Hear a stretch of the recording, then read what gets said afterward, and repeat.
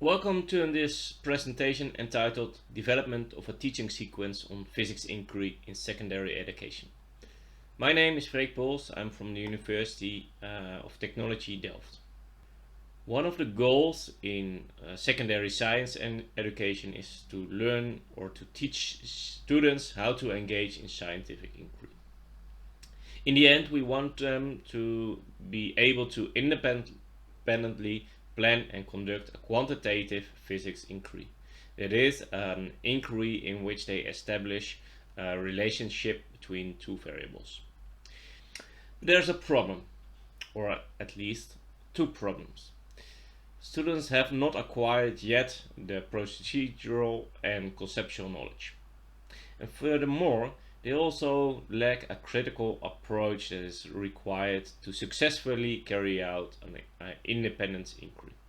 And this critical approach is characterized by the continuously asking the question, what decision leads to the best possible result?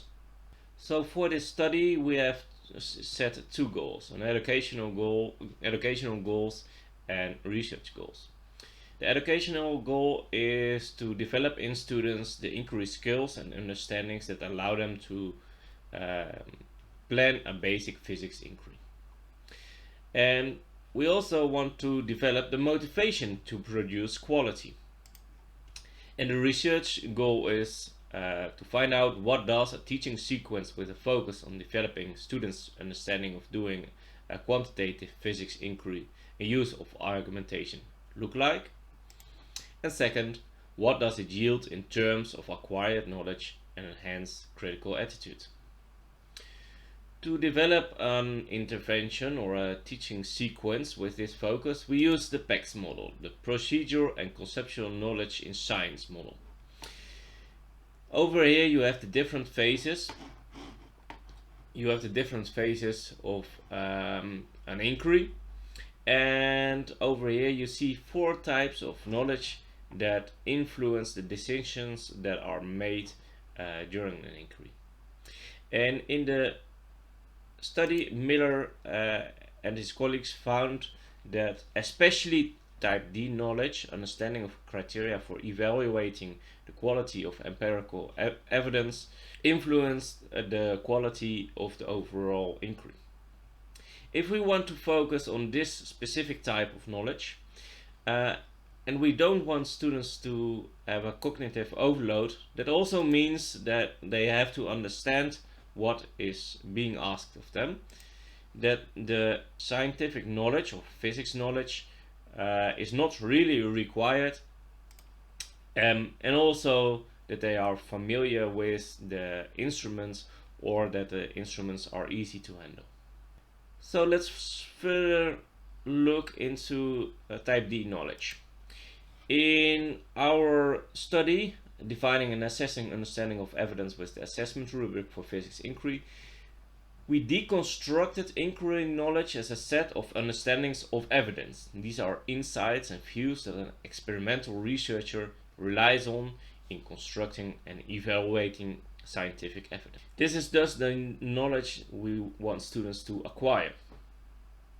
For instance, in methods and procedure, understandings 8, 9 and 10 specify measured values will show inherent variation and the reliability of data must be optimized, requiring repeated measurements.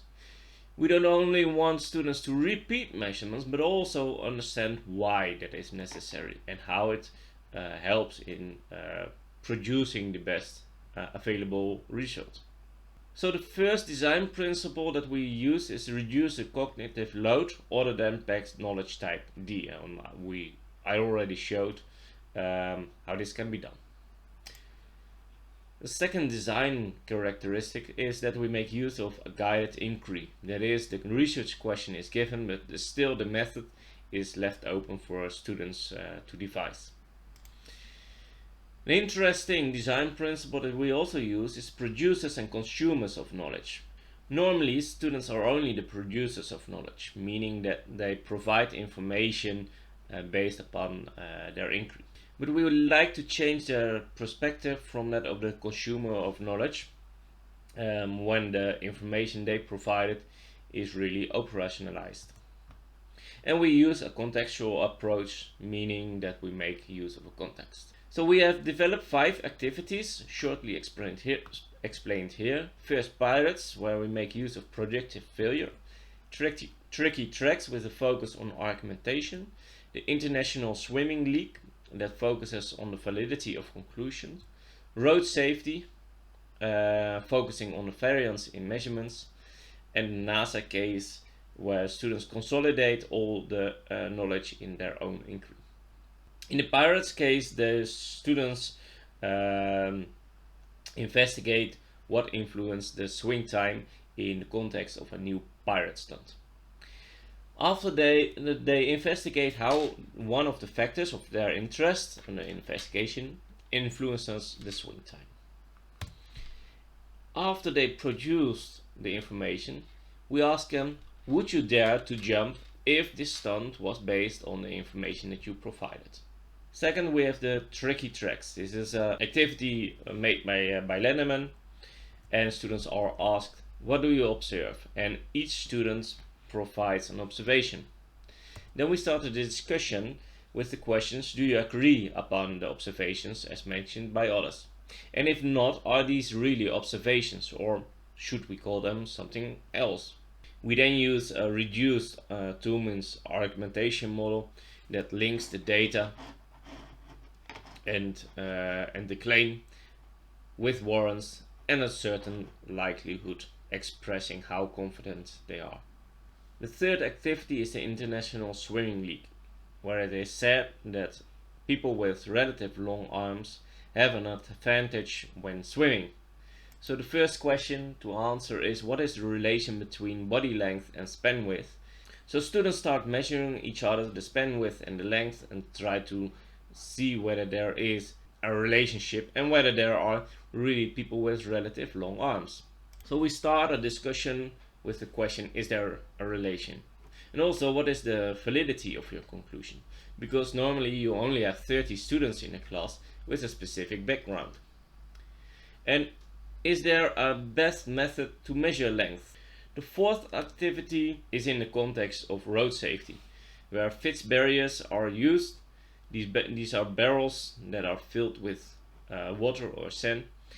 Increasing the mass in the barriers will safeguard people standing outside of the road, but might influence the safety of the driver.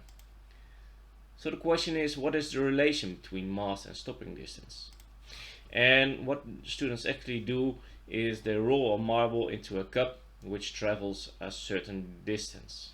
This is an activity borrowed from Farmer. The discussion is then centered around the questions, why do you repeat measurements? And if you are to report any value, what value or values do you report? 2 concept cartoons are used to further discuss the use of repeated measurements. The final activity is the NASA case, where it is said that NASA is building an escape pod for astronauts.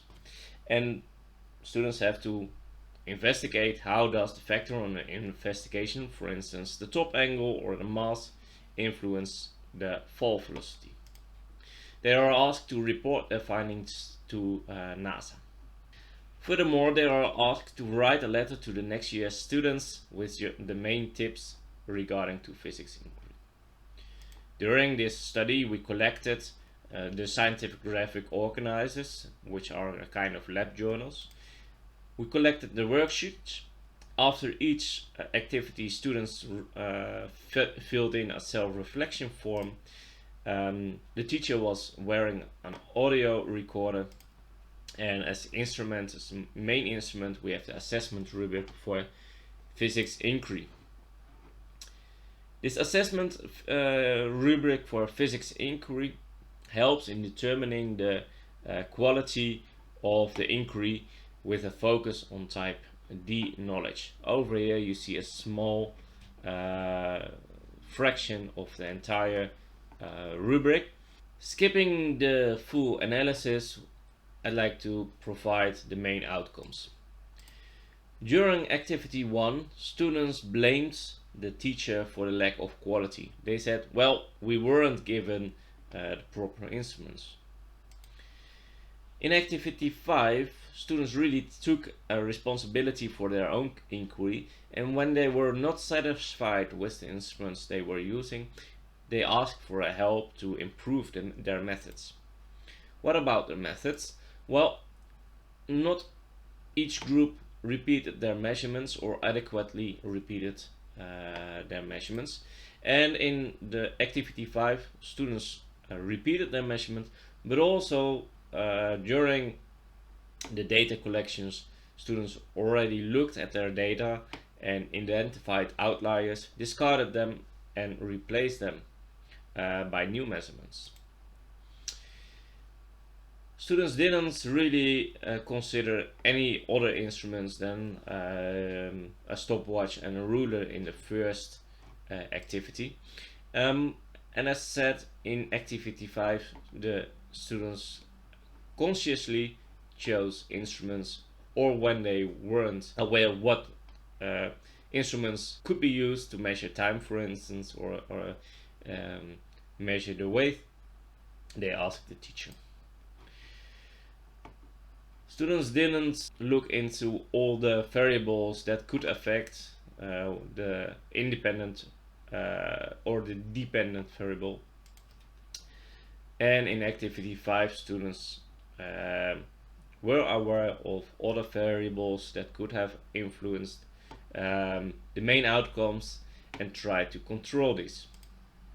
And for the conclusions, no substantiation was given regarding the conclusions in activity 1, but in activity 5 the conclusions were partly substantiated. In the first activity, superficial and qualitative answers were given, and in activity 5, finding a precise relation between the independent and the dependent variable was still difficult, and their data analysis remained weak. But as shown in the teaching sequence, there wasn't much attention to these aspects of inquiry. So overall, we see an increased critical approach, an enhanced inquiry understanding, and students started using argumentation to plan the inquiry to provide the best available result and demonstrating that it is. And deficiencies provided direction for future research. For instance, the quality of the data analysis remains weak.